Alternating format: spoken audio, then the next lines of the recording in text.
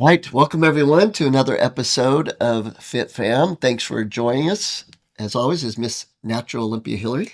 And this nasally guy right here is Doug the Formulator. Nasally, it's just all deep sounding, tough kind I got him sick, of. and he doesn't get sick often, so.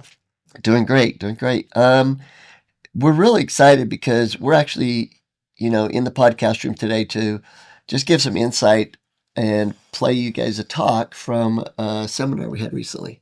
Yeah, and it's all about Doug's favorite thing in the world, taking action.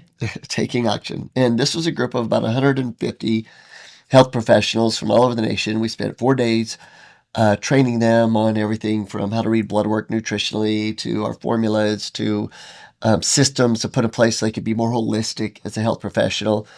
But at the end of the day, we didn't plan the last talk until 3 or 4 hours before it, so we could kind of feel the vibe and, what do we feel is most needed to help people. And it just so happens that it's what we felt was the thing that I think everyone needs the most. So that's why we decided to play that today. And it is taking action. And I think there's some pieces to it because you shouldn't take action without having a plan. No, it's important to have a plan, but I think way too often, myself at the number one of this list, we're waiting for the plan to be perfect before we start movement. And movement is the catalyst for a perfect plan because like that. you're moving forward. And so the plan will continue to present itself and change as you go, but you have to start. If you never start, what good is a plan? Yeah, and you think about a lot of things in life, like even your bodybuilding career. Man, we didn't know much about that industry, and you just got going. You got on stage, and and most of the stuff was figured out as you were taking action. Yeah, I think that would probably be the perfect analogy for this because when I look back at pictures now of when I started, it's kind of funny. It's like, oh, wow, but the physique never would have changed had the plan that we implemented, we didn't start moving and taking action on it. So it's the start that always is the hardest part. It's the movement, but once you get moving, I just feel like things fall into place. Absolutely. So watch this talk. We're going to come back in as part of it and have a little more commentary and use a few analogies, the importance of it, and we'll talk about the takeaway, how I really think this could be extremely impactful in your life when you look at some things that you have wanted to do or should be doing, and how make sure the plan's decent at least, and then taking action is the key. So let's check it out. But what I wanted to do is to close with you guys with a few statements and a few things about the theme for this weekend of activating the healer within. And the way to truly activate the healer within is by taking action now, And I really want to emphasize this to you. If I could do one thing this weekend, is to help you realize those of us have been doing this on stage, teaching others for decades upon decades. It all comes down to one thing: how fast you take action. That's it. And figure it out after you're taking action. Like, I'd like you right now and tonight and tomorrow, put your system down, what you're going to add to it, everything we're asking you to do.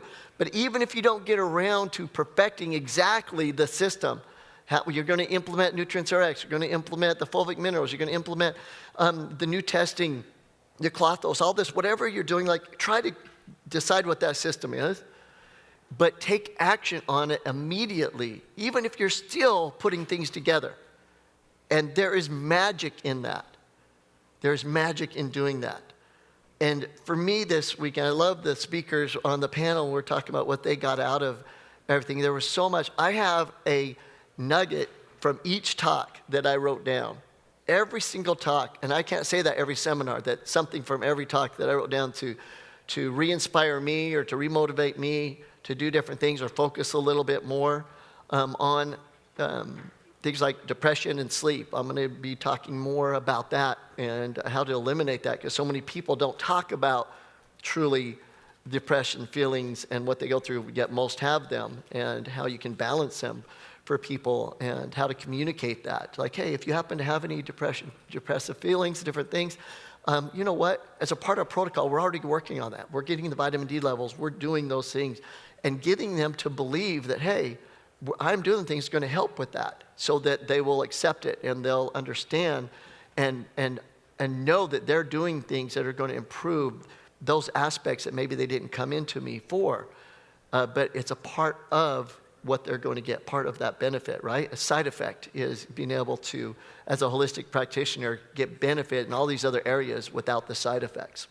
And so I put a couple quotes in here, and most people warm up forever, winner's launch. I love this quote because it's always like, I'm going to. And you're warming up and you keep talking about the future. But if you launch, guess what? You're going to figure it out because you're launching. Right? You're in it and you're going to figure it out. And many times you won't do the things that are needed to figure it out unless you're on the way. Okay? So most of you know that on the side, on spare time, for fun, I have a little hobby. And that hobby is to go very, very fast in a short amount of time. And part of that training that I've gone through over the last year, let me just show you a little video for those of you who don't know, then I'll finish up. Hunter, is that on?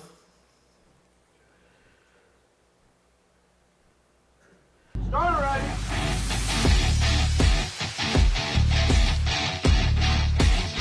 Wait, what?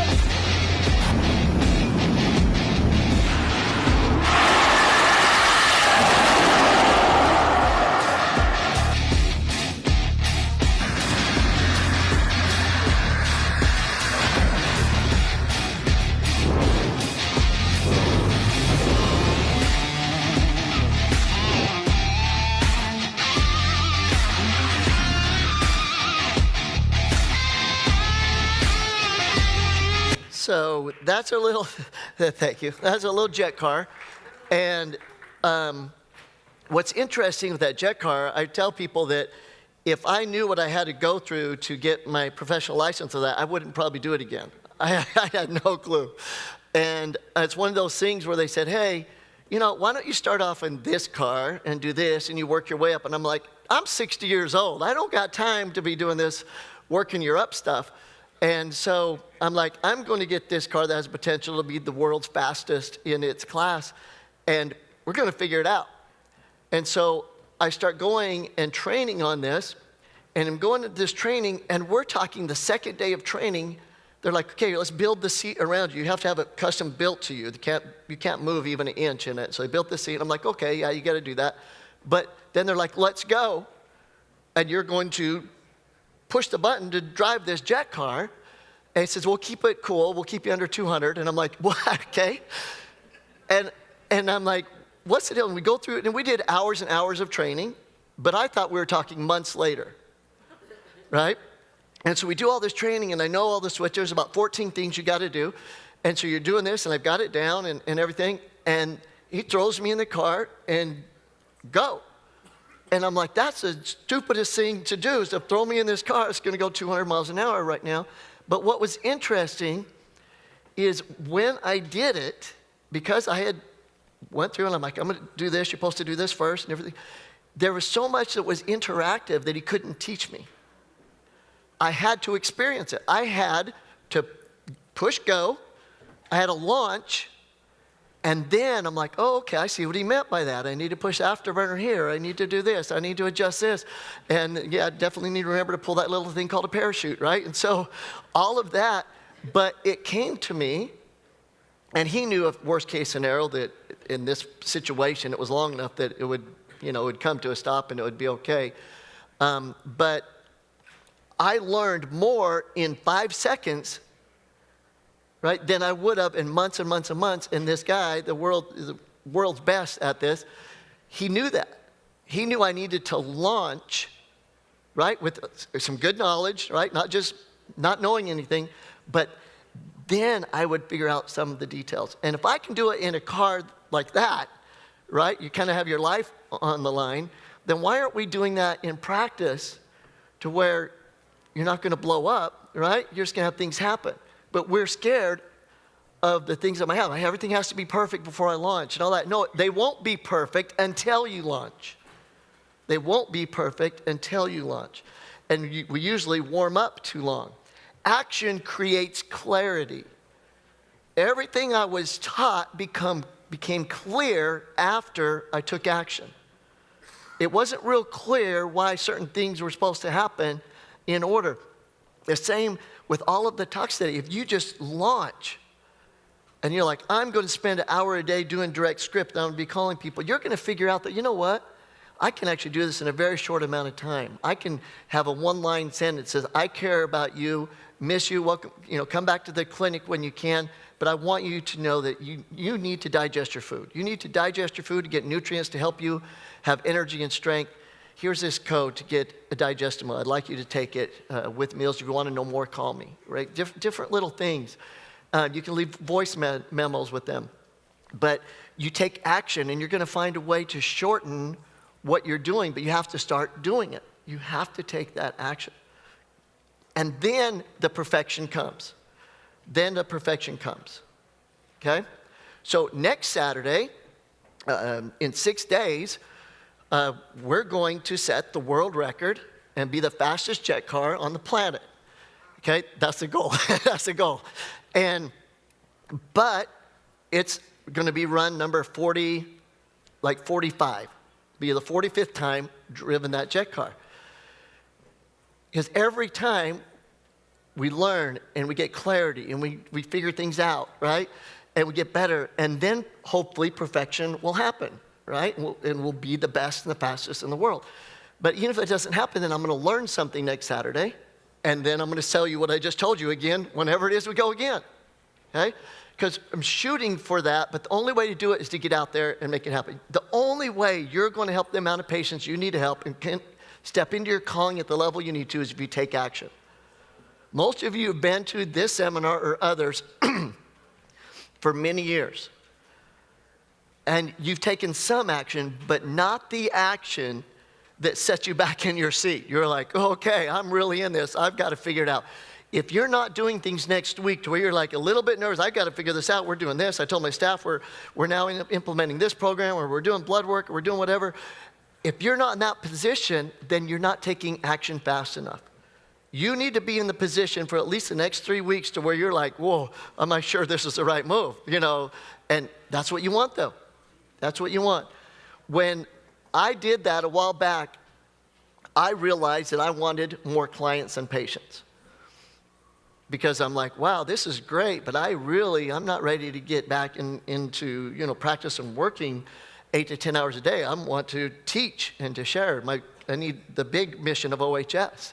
But in order to do that properly, I need to be doing some patients and clients so I can keep getting the feel, right? To know what to do and to make and to teach. So, but it became very clear because I was right in the middle of it. And I actually had to let a lot of people go patient-wise because I'm like, no, that's not what I'm doing. But I wouldn't have known that if I didn't take action, okay? Commit first, refine in motion. Commit first, refine in motion. One of the greatest things that's been taught to me in this last year with this whole craziness with the jet car are these statements. And I brought it back into our family life, the things we do with our children, how we do our morning routines, how we do our evening routines, how we run at the office, the actions we take. All right, welcome back. So we're just like 11 minutes into the talk. Some takeaways maybe, because we were directed toward health professionals, but for everyone else, including the health professionals, I was using the jet car analogy. We talked about the bodybuilding analogy. Maybe just there's some part of just even health, like want to be healthier, want to lose weight. And a lot of people do wait too long to just start taking action. Yeah, I mean, I think there's little things you can do in any course, with your health. Obviously, you can stop drinking soda right now. You can, you can not have candy right now. And so instead of being like, well, I just don't have like a meal plan that I'm following, and so I just have whatever I want. Well, no, you have actionable items that you can do right now to improve your health. Absolutely. So I think the same is true for anything. Yeah, I love that. And so as you're listening to the rest of the talk, really think about applying it to whatever area that you know in your heart needs the most improvement right now. And then start taking little action items. If it's health, like Hilary says, some of the most important things, just cut soda out, just start doing this. And you'll start getting that win that you can do something and building on that win. And then things are going to be thrown at you too, where you're going to have to start dynamically making decisions as you go along. And that's kind of where the magic happens, because then you make decisions and it compounds the results. It compounds the results. To even go back to the original analogy with Hilary, I remember making adjustments, and when she came back and started competing again, and doing averaging 6-7 shows a year for many years, and little changes in between each show. Get on stage, make these adjustments, go quick, make the adjustments. 2 or 3 months before the next one. There's something to be said about you are incapable of learning all of the things that you need to learn for your plan until you get moving on it. Because on paper, everything looks a certain way, but when we implement something, we have humanity that comes into play, and you have to work around that. So you can plan all day long, but until you implement something and you have human interaction with it, you're not going to have a perfect plan, because you are going to have to move in certain directions in certain ways. And sometimes there are big learns, and other times it's just learning what to do. I mean, we're just talking about the car there and what I was hoping to do. And the car performed perfectly, and I pulled the chute too early. And so my mentor saw the video and he figured everything out per foot. And he's like, "Oh, you're on track, to do what you wanted and be the fastest ever, but you pulled too early." Got it. So now we go back and adjust without going back and tearing everything apart. We learned it was one little thing. Well, it's also like what you say, what's more important than data? And if you never start, you never get data. That's got it. Let's listen to the next part, and we'll come back one last time. Success is a result of consistent effort and relentless commitment to refining the details. Success is a result of consistent effort and relentless commitment to refining the details. Let's go back to the opening statement. How do you create a relentless commitment to refining details? Do we all stay this up all the time? Be real. I know a few people I think they do, but I have ups and downs every day. There's sometimes I do what I do because that's just what I do. And I didn't feel like it, but I did it anyways. You guys have those times? Like every day? Okay. At times it happens to me all the time. There's a lot that I do just because I do it. And I don't feel it in the moment. Try not to go off feelings. So what do you do to create relentless commitment when you're not always relentless? You launch. You launch. I have no option but to figure things out at 270 miles an hour. Right. So it wasn't just about launching. It's about a relentless commitment to refining details when launched. That's another level. Yeah. Yeah, and I think your whole point is that you won't become relentless until you've launched, because once you've launched, you have no choice but to figure it out. Feelings are secondary to, figuring it out. Absolutely. And I think that when it comes to goals like our health and things like that, it's easy to, we were okay before. Why do I really need to do this? And you play games with yourself. I made the rule, I can break it, instead of I'm going to do this no matter what. It's real easy for us to do that when it's not a life or death situation. And I think the key that the best we have seen and worked with, either put enough skin in the game that's going to hurt them financially, or they've made stuff up in their mind. It doesn't cost a penny to do this.